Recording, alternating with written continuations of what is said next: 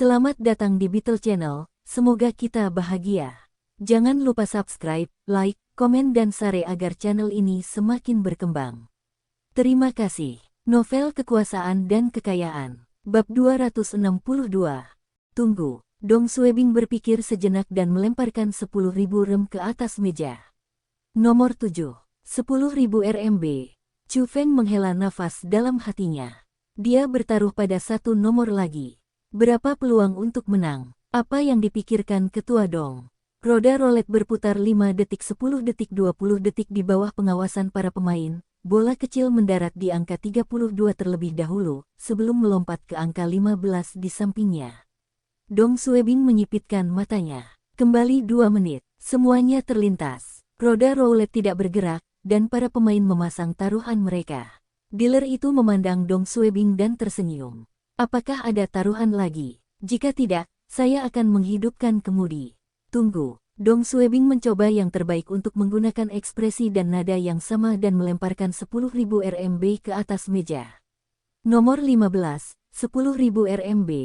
Karena kemungkinan efek kupu-kupu, Dong Suebing mempertahankan gerakan dan ekspresi yang sama. Dia tidak ingin mempengaruhi dealer dan mengubah kekuatannya saat memutar roda. Jika itu terjadi, back akan sia-sia. Dealer memutar roda, 30 detik 60 detik 80 detik. Roda melambat, dan bola kecil mendarat di nomor 17 dan melompat ke nomor 32.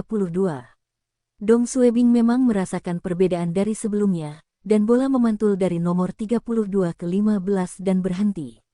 Dong Suebing merasa lega. Itu efek kupu-kupu kecil, tapi tidak mengubah hasilnya. Dealer tertegun melihat bola berhenti di nomor 15.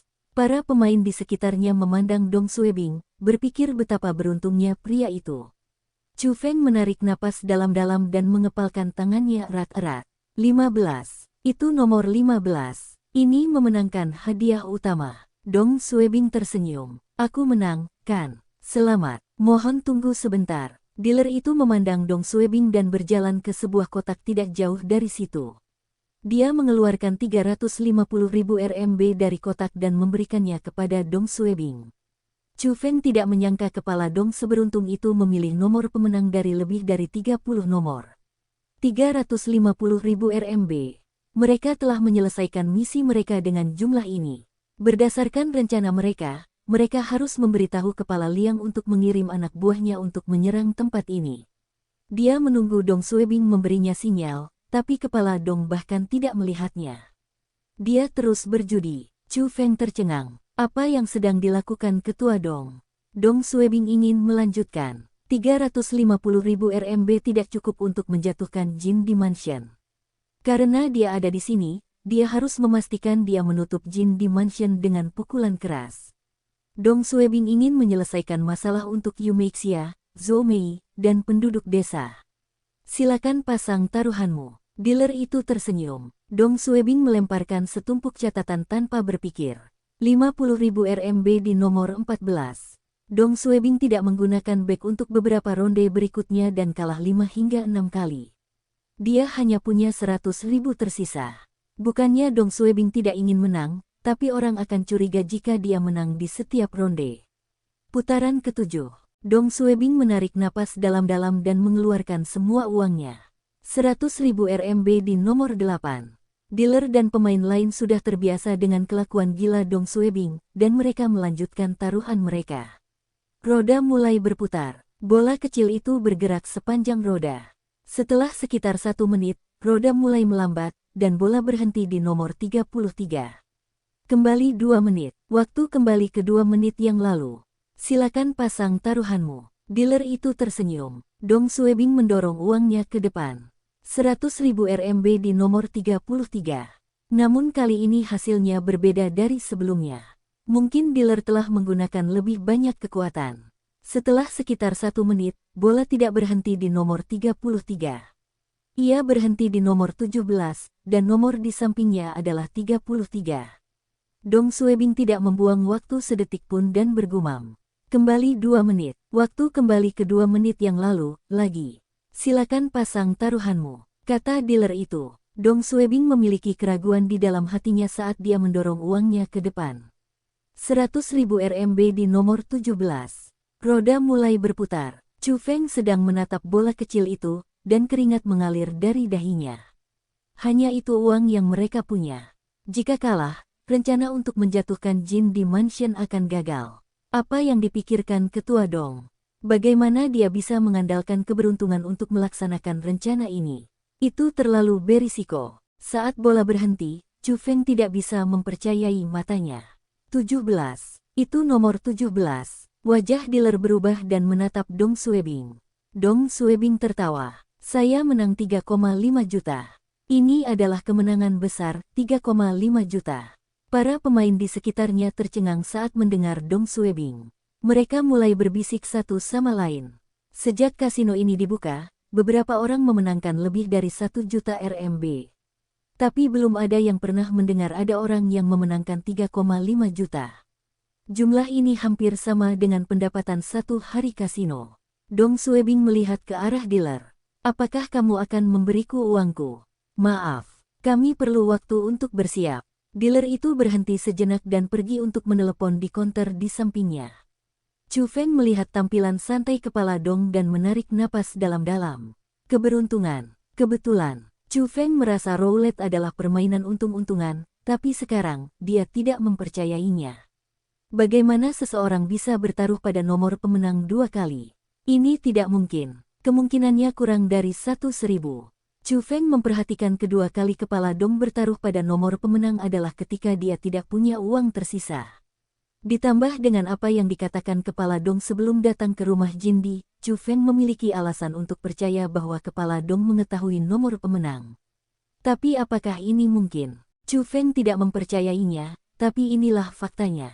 Dia terkejut. Semakin dia mengikuti kepala Dong, semakin dia menyadari betapa ajaibnya kepala Dong. Apakah ada sesuatu yang Ketua Dong tidak kuasai? Dia ahli dalam pertarungan tanpa senjata.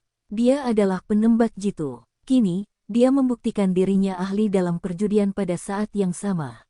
Madakai, bos Jin di mansion, dan juga penanggung jawab kasino, sedang di kantornya berbicara dengan Qian Fei melalui telepon. Mereka sedang mendiskusikan bagaimana menangani wakil kepala biro Dong yang baru ditempatkan.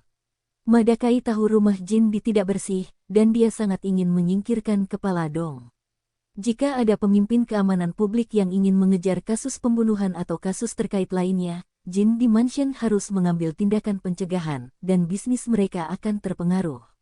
Kita tidak bisa bertindak kasar dan membesar-besarkan masalah ini. Qian Fei menggerutu. Madakai bertanya. Insiden Yumeixia seharusnya memberi peringatan pada Dong Suebing, dan menurutku dia seharusnya tidak mengejar kita lagi, kan? Jawab Qian Fei. Tidak perlu. Kami harus bersiap melawannya. Jika dia masih ingin mencari masalah dengan kita, jangan salahkan aku. Qian Fei berhenti sejenak dan bertanya. Bagaimana rumahnya? Apakah ada masalah dengan kasino? Madakai tertawa. Bagaimana bisa ada masalah dengan kasino? Lebih baik berhati-hati. Kasus-kasus lain dapat dengan mudah ditangani karena semua bukti telah dimusnahkan. Sekalipun ada yang ingin menyentuh kita, mereka tidak bisa berbuat apa-apa. Tapi kasino adalah titik lemah rumah itu, dan tidak boleh terjadi apapun padanya. Jika kasino tertangkap, rumahnya akan hilang, dan bahkan ayahku tidak bisa berbuat apa-apa. Memahami, jangan khawatir, saya di sini. Madakai dan Qian Fei tahu bahwa kasino adalah penyelamat Jin di mansion. Keuntungan tahunan Jin di mansion bahkan bukan pendapatan 1 minggu kasino. Karena itulah Madakai bersusah payah mengatur lokasi kasino di Jin di mansion. Selain itu, jika polisi berada di pintu masuk utama rumah Jindi, Madakai masih memiliki waktu beberapa menit untuk memindahkan peralatan perjudian dan uang. Polisi tidak akan mendapatkan bukti apapun tentang kasino. Dering telepon di meja berdering. Madakai menutup telepon dengan Qian Fei dan menjawab telepon. Halo, manajer Ma, seseorang baru saja bertaruh pada satu nomor dan memenangkan 3,5 juta di meja roulette. Wajah Madakai berubah, 3,5 juta. Bagaimana dia memasang taruhannya? Apakah dia curang? Dealer itu dengan cepat menjawab. Saya kira tidak demikian. Dia bertaruh pada satu nomor setiap saat, dan menurut saya dia mungkin hanya beruntung. Haruskah kita membayarnya uangnya? Madakai berpikir sejenak, dapatkan nomor kamarnya dan bayarkan kemenangannya. Tapi meja roulette harus tutup hari ini. Beritahu para pemain bahwa ada masalah dengan roda roulette dan mintalah seseorang untuk memeriksanya. Madakai harus menjunjung tinggi reputasi kasino. Jika kasino menolak membayar kemenangan, tidak ada yang akan datang lagi. Tapi Madakai tidak akan begitu saja membayar 3,5 juta seperti ini. Dia berencana mendapatkan uangnya kembali setelah tamu ini pergi. Aula utama kasino. Dealer membawa sebuah kotak besar ke Dong Suebing.